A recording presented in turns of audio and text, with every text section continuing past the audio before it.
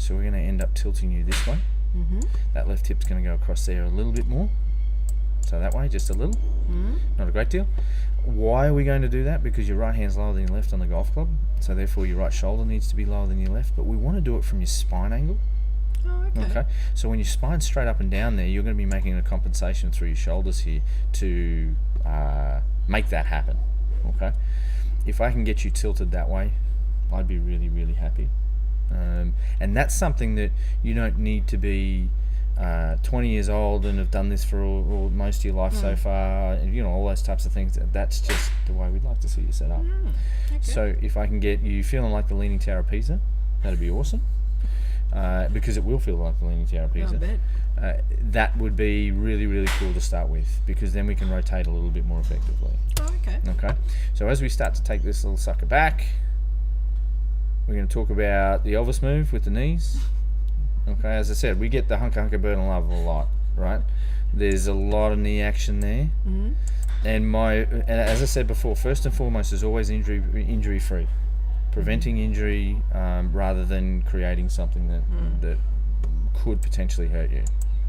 And the pressures on both sides of your knee in here and on the external knee here are a lot. Okay, so trying to keep your knees a little bit more steady and stable would be absolutely outstanding.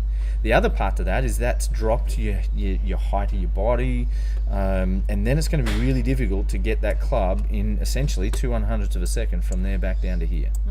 There's not enough time. Okay, so the less we do through here, the better it's going to be for you. Okay. Right. And then eventually we'll talk about that little number there being so far. We've got a lot to talk about. Oh, not really. So we're just going to educate you with what you should do at home. Right, okay. To then change that motor pattern or build another motor pattern. Okay. And what you should be feeling then when you stand over the top of the golf ball. We talk a lot about what your feet what